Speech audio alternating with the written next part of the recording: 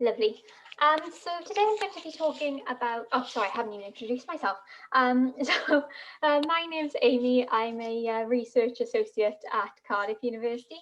And today I'll be talking about Dragon Data, which is a platform that we've developed as part of our Pathfinder grant that we designed to integrate genomic and phenotypic data across large psychiatric cohorts. So to give you a bit of background, we know that psychiatric disorders have overlapping symptoms, and we also know that childhood and adulthood psychiatric disorders show substantial genetic correlations, as well as shared environmental risk factors. And taken together, these provide strong arguments for cross-disorder analyses. However, the problem with that is that there aren't that many large cross-disorder patient cohorts that have this rich clinical and genetic data that we need to be able to do this. Now, luckily, at Cardiff, at the MRC Centre, we have a number of large-scale studies that have recruited people with mental health problems and done very similar clinical psychiatric interviews and collected bloods for genetic analysis. So with this in mind, we developed our mental health data Pathfinder project, and our first aim was to create the largest unified psychiatric cross-disorder resource in the UK. So using that data that we collected across these different studies, amalgamating that phenotype data, and then harmonising that genetic data by creating some semi-automated pipelines to sort of standardise the genotyping and CNV calling processes. There was a second aim of the Pathfinder that I'm not going to talk about today, but that was to gain access to linkable secondary care mental health data in Wales. And one of the ways that we're doing this is through CRIS, which you've heard a lot about today. So we're establishing CRIS in Cardiff and Vale NHS Trust. So Dragon Data stands for Digital Repository for Amalgamating Genomic and Neuropsychiatric Data. So this resource contains genetic data and detailed phenotype data, including standardised psychiatric interviews, and it's got a wide range of different psychiatric disorders included. There's 14 studies that have agreed to share data with us so far, and this equates to approximately 40,000 individuals. It's hard to get a full estimate at the moment because we're still working out who has taken part in more than one study. So in terms of phenotype data, we were particularly interested in variables that you could look at across disorders, because that was the point of really doing this. So there are a few different categories of phenotype data that you can see here that we were interested in. So we're interested in demographics, clinical information, environmental risk factors, but also outcomes, so things like occupation, relationships, cognitive function.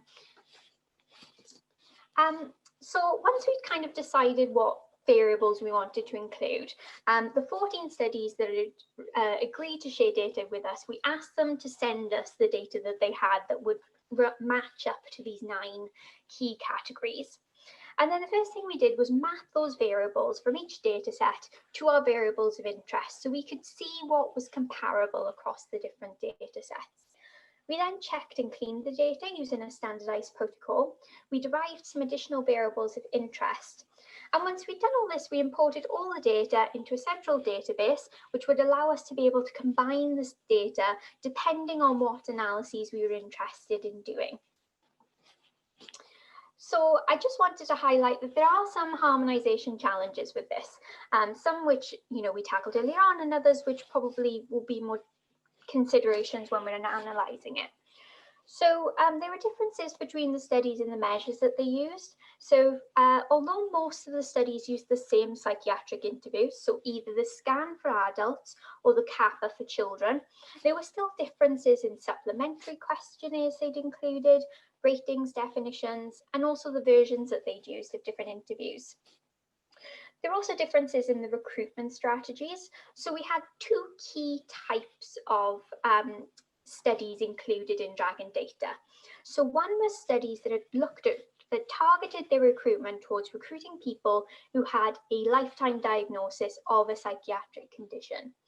And then the other group of studies were studies that had targeted their recruitment at people who had a copy number variant, so a large genetic mutation that would increase their risk for developing a psychiatric disorder or a neurodevelopmental condition.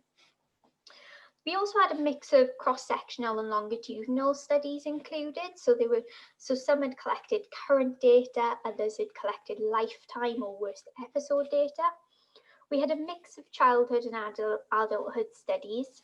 And finally, there were some differences in terms of the sources of information. So while most of the studies had used a psychiatric interview, many of them had supplemented that information with other resources. So this could be things like clinical records, school records, or informant interviews with parents or teachers. So a key part of this was the genetic data.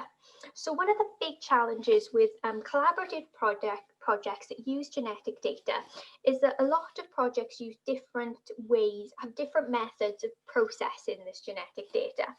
So what we did at Cardiff was we developed some pipelines that would be able to standardize this data process. And we hope that this will be able to facilitate some high quality reproducible analyses. So you can see two of the pipelines here. So the top one is a genotyping pipeline, and the bottom one is a CMV calling pipeline.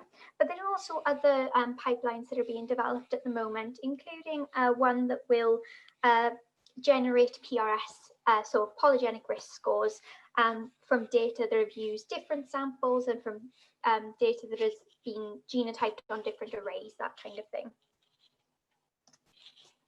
So just to quickly say that at the moment, Dragon data is available to access internally at Cardiff. We are very much looking in the future to roll this out more widely so that other people can use it, and we are also looking to add more data to it.